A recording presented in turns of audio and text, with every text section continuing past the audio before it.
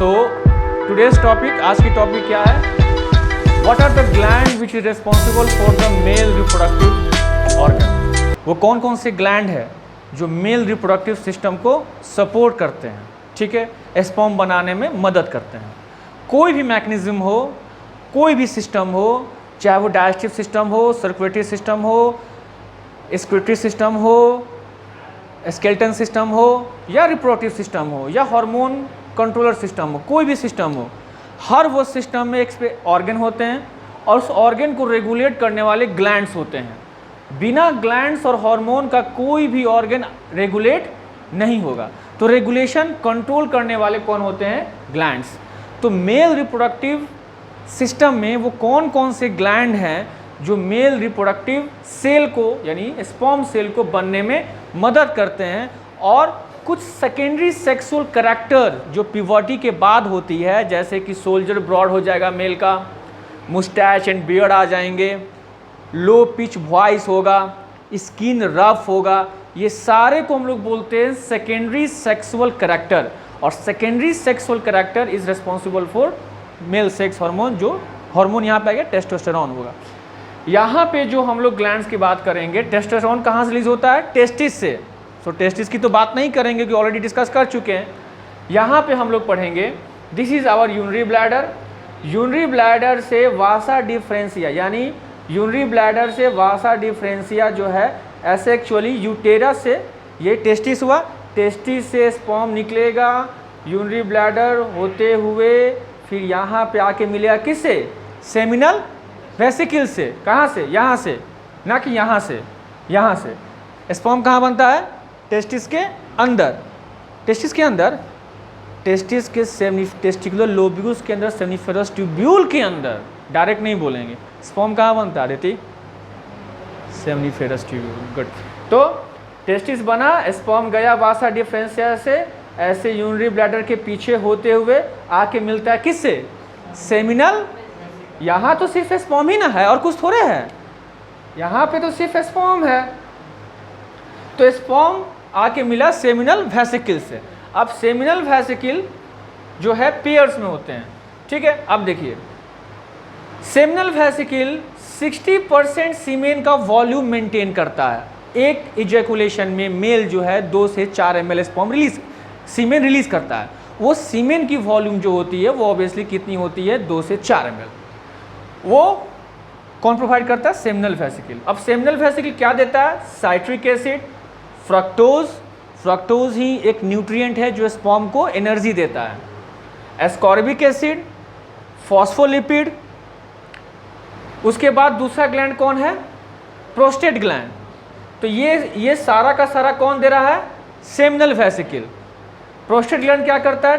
20% सीमेन का वॉल्यूम देता है। कितना? 20%, ठीक है। वो क्या करता है? अल्कलीन मीडियम देता है, फिब्रोलाइसिन होता है। एजुकुलेशन देखिएगा, जब कोई मेल स्पर्म एजुकुलेट करता है, सीमेन एजुकुलेट करता है, तो थोड़ा देर के लिए क्लॉट कर जाएगा बिकॉज ऑफ द फिब्रिनोजेन, वो क्लॉट कर जाता है, और फिर थोड़ा देर और छोड़ दीजिएगा तो लिक्विफाई कर जाएगा, ठीक है। सो फिब्रोलाइसिन उसी के लिए होता है। प्रोस्टाग्लैंडिन एक तरह का सिग्नलिंग मॉलिक्यूल से डिराइव लिपिड है और एक हार्मोन की तरह भी काम करता है। साइट्रिक एसिड बता ही चुके हैं। Cephaeline, cholesterol, fibrinogen and calcium, ये सारे लोग मिलके ये सारे लोग किसके कौन देता है इन सबको? Prostate gland. प्रोस्टेट ग्लैंड के नीचे आता है बुल्बो यूरेथ्रल ग्लैंड, या उसको दूसरे भाषा में हम लोग बोलते हैं काउपर्स ग्लैंड। काउपर्स ग्लैंड में वो क्या करता है? स्टिकी अपीयरेंस देगा, अल्कलीन सिक्रीशन देता है, और फ्लूइडिटी को मेंटेन रखता है। जो चिपचिपा सा स्टिकी अपीयरेंस होता है वो because of the bulbo urethral glands होता है। ये तीनों ग्लैंड क्या बनाते हैं? सीमेन। क्या बनाते हैं? सीमेन। और सीमेन में क्या रहता है? मेरा स्पर्म सस्पेंडेड रहता है। इस स्पर्म का घर कहाँ है? सीमेन में है। सो व्हाट इज सीमेन? तो ये सीमेन क्या है? एक लिक्विड मीडियम है जिस पे स्पर्म हमारा रहता है। ओके। सीमेन कौन बनाते हैं? तो प्रोस्टेट ग्लैंड, सेमिनल वेसिकल और कॉपर्स ग्लैंड, ये तीनों मिला के सीमेन को बनाते हैं। सबसे ज़्यादा वॉल्यूम किसका है सीमेन का? सेमिनल वेसिकल का 60%, 20% प्रोस्टेट को, और फिर लोअर्स बुक में, जूनियर्स बुक में 5% दिया हुआ है, बट स्टैंडर्ड बुक में जाइएगा तो सबका बांटा हुआ है 20-20-60 ऐसे बांटा हुआ है। ठीक है। अब यहाँ पे आइए कि सीमेन क्या है भाई, तो सीमेन तो बता दिए एक लिक्विड मीडियम है जिस पे स्पर्म हमारा मतलब सस्पेंडेड रहता है उसमें।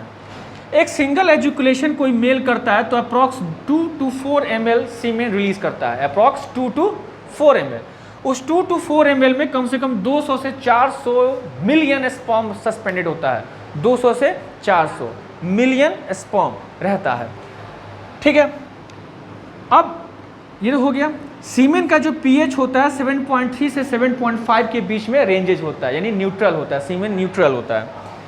80% सीमेन जो होता है वो एलाइव होता है, सीमेन में 80% स्पर्म जो होता है वो एलाइव होता है, मतलब जिंदा रहता है, और 45 मिनट्स तक ही जिंदा रहता है, 45 मिनट से लेकर 2 डेज तक, उसके बाद वो डेड कर जाता है।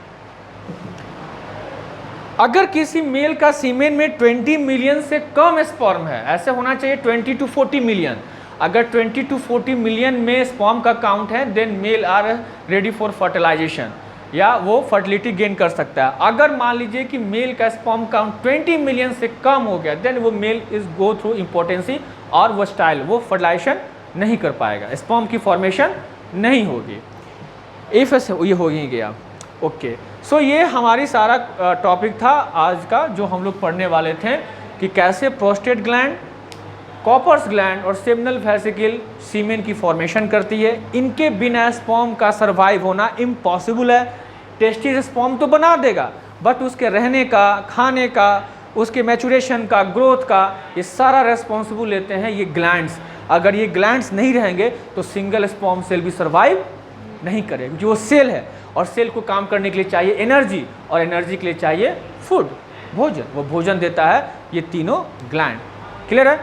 कुछ स्पेसिफिक होता है, जैसे कि मान लीजिए कि फ्रक्टोज, लार्ज अमाउंट में फ्रक्टोज ही हमें स्पर्म को न्यूट्रिशन देता है। और फ्रक्टोज कहते हैं कि सिर्फ मेल में ही फॉर्मेशन हो सकता है, फीमेल में फ्रक्टोज की फॉर्मेशन नहीं होती है। तो रेप इन्वेस्टिगेशन में या रेप के जब इन्वेस्टिगेशन करते हैं पेशेंट को तो हम लोग फ्रक्टोज को ही मोर ओवर चेक करते हैं, ठीक है, ताकि अगर फ्रक्टोज फीमेल के जेनिटल ऑर्गन पर मिल जाए so she is suffering from rape victim, ठीक है। ये लाइन हम लिए हैं from Pradeep class 12th book, ठीक है, ठीक है। Thank you so much. अब कल की क्लासेज में हम लोग क्या पढ़ेंगे? Female reproductive system. Okay, thank you so much.